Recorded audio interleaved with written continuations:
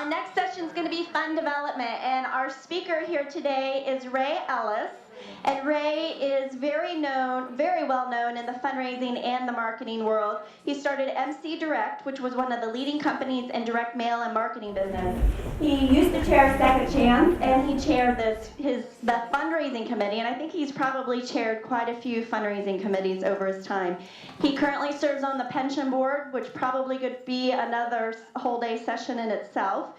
He serves on SVP's board, and he serves on the board of the Parker Foundation.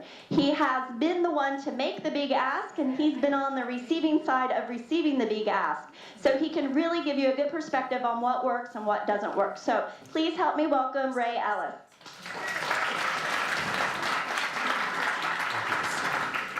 Thank you very much, and good morning. And the first thing I want to do is say thank you so much for being here.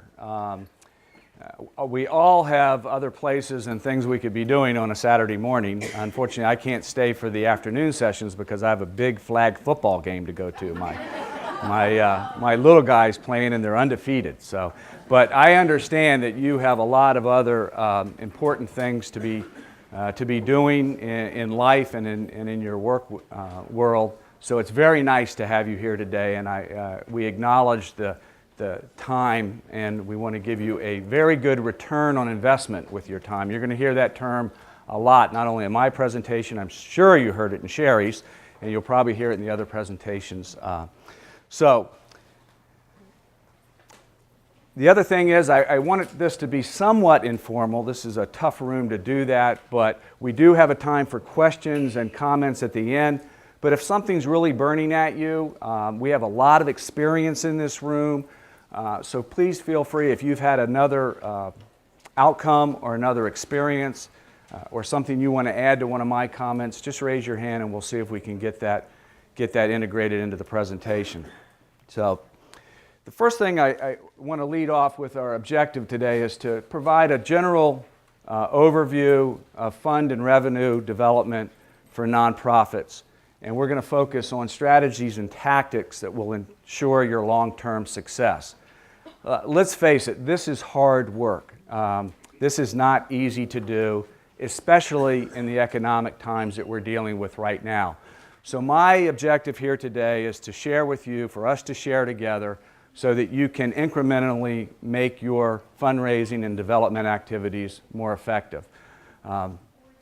I will also let you know that I come from a bias. My background has been sales and marketing my entire career.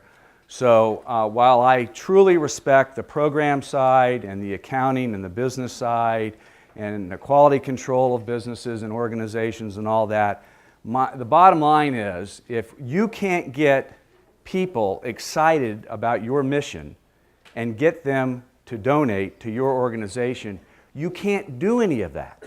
And so it's very important in the for-profit and the nonprofit that we acknowledge the fact that we've got to generate revenue and we've got to have a good strategy to do that. So I come from that bias, and that's why I've always seemed to gravitate towards this part of the nonprofit picture. Let's take a moment and go through, we're going to cover the fundraising landscape, the reasons that donors give, sources of funds and revenue, fundraising activities, the standard ones that you should be using, general comment on materials and process for your organization, staffing, and then we'll open it up again to any questions that we haven't answered along the way. So starting with the fundraising landscape, and I think first of all we do need to acknowledge that we are in very different times here. But this information is from 2008 giving, and in that year total giving was down about 2% over the previous year. These are national statistics. 5.7% if you look at that number adjusted for inflation. This is only the second decline in the history of this record keeping, which goes back to 1956. And I would dare say that when we get the final numbers for 2009, there may be another drop. Now the good news is this is still 300 $107 billion that were given in the United States during 2008. 2/3 of all public charities that were surveyed stated that they brought in less money in 2008 than they did in 2007. And if you don't mind sharing, how many of you experienced that in your organizations? Just raise your hand. Okay, so you're not alone. It's across the board that we're seeing this. Individual giving and charitable bequest represent 80% of all giving. Now, I want you to keep that number in mind.